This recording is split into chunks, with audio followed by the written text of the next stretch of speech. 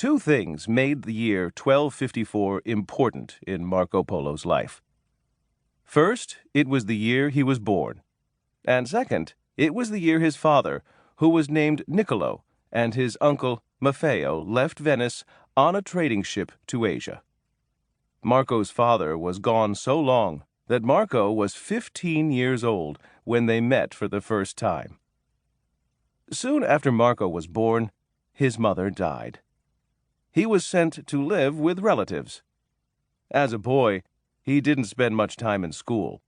Instead, his family taught him things he needed to know to become a merchant. For instance, Venetians used coins such as silver grossos and gold ducats. Marco needed to know how to weigh the coins correctly. Venetians had their own measuring system. It was based on using their hands and feet. For instance, one palm was about 9.5 inches. Cloth would have been measured in palms. Other countries used different kinds of money and measurements. Marco needed to learn about them too.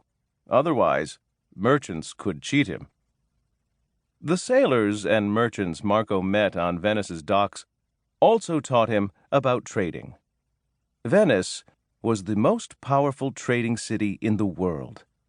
Its busy port, with ships constantly coming and going, was on the Adriatic Sea.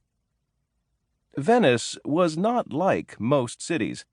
It was actually a group of 118 tiny islands connected by canals.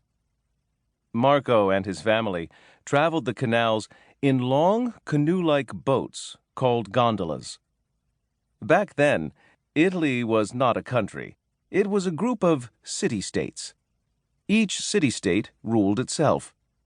Venice was one of the largest, with as many as 100,000 people. Venice sold its products, wood, wheat, and salt, to foreign lands.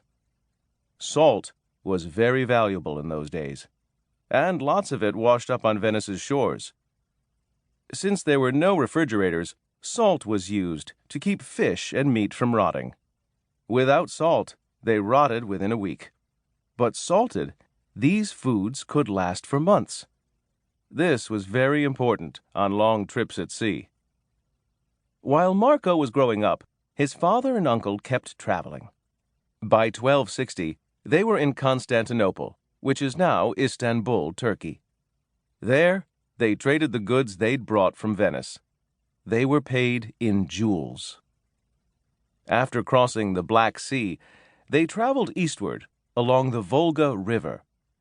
In the trading city of Bulgara, they visited a Mongol ruler named Berk Khan. The word Khan means ruler. In return for their jewels, Berk gave the Polos goods worth twice as much. Things were going well. Unfortunately, a war began between Berk and another Mongol ruler named Hulagu. Both were grandsons of a warlord named Genghis Khan, who had died over 30 years earlier.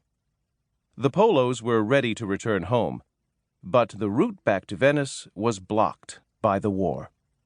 Since they couldn't go west, they decided to go east, to the city of Bukhara, Uzbekistan. They were trapped there for 3 years. Then, in 1265, Hulagu sent some messengers to China to visit his brother, Kublai Khan. Kublai and the other Khans came from Mongolia. The people of Mongolia were called Mongols. Hulagu's messengers met the Polos and invited them to go along. The Polos agreed. This was a brave decision. Few Europeans had ever been to China, which they called Cathay.